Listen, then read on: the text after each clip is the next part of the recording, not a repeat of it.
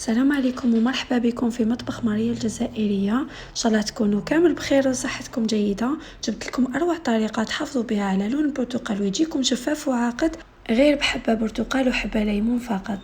راح تحضري كمية كبيرة من المعجون يجي قوامها رائع. طريقة سهلة وسريعة، تابعوا معنا الفيديو الاخير ان شاء الله تعجبكم.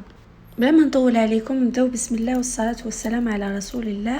نحضروا الغيسيبيو اللي راح نحضروا فيه البرتقال تاعنا مع السكرفاج هذا اللي راح نربيو به البرتقال. كما كنتوا تشوفوا الحبه تاع البرتقال كنت بيتها ليله كامله في المجمد حتى جمدت معايا. راح تجيك سهله في البشر، ولازم تستعيني بميشافه تحطيها في الحبه تاع البرتقال باش تبشري بها باسكو راح تجيك بزاف بارده. وهذه هي الكميه اللي خرجت لنا مع كملنا بشرنا حبه البرتقال مع حبه الليمون. هنا قبل ما تحطيها الطيب تقدري تكيلي هذاك المبشور تاعك في كاش اناء وتكيلي نفس الكميه تاعو معجون سكر. انا استعملت هذا الكاس اللي يكون سعه تاعو 250 مليلتر.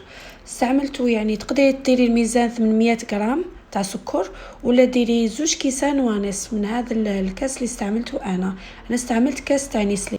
ونزيد فنجان تاي من الماء، يعني تقدري تكيلي 10 ملاعق.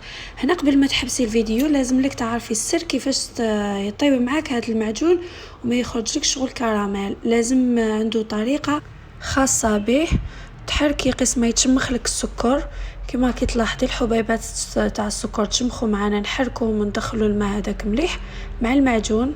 هاد الخطوه مهمه لازم تديريها باش المعجون تاعك يطيب لونه ما يتبدلش، لونه اصفر.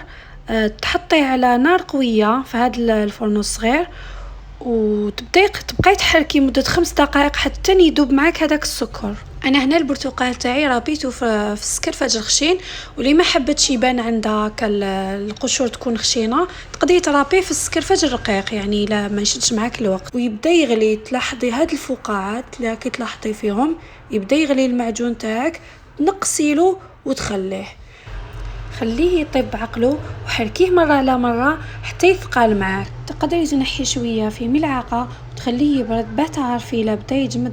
المهم ما تفوتيش نصف ساعة في الطياب لانه راح يبدا يتكرمل ويتبدل لونه. هنا كي يبدا يقرب بيطيب يبداو يتشكلوا فيه الرغاوي، نحيهم بالملعقة.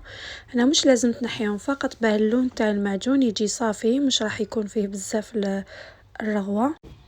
بعد ما لاحظت انه طاب المعجون تكوني حضرتي سابقا علب زجاجيه تكون مغسوله ومعقمه في ماء مغلي وجافه، يعني العلب تكون ناشفه باه ما يفسدش معك المعجون. نعمل المعجون في العلب وهو سخون ونخليه يبرد جيدا باه نحطوه في الثلاجه. هنا المعجون راه جامد معانا غير شويه، مي بعد ما يبرد في الثلاجه راح يجمد اكتر.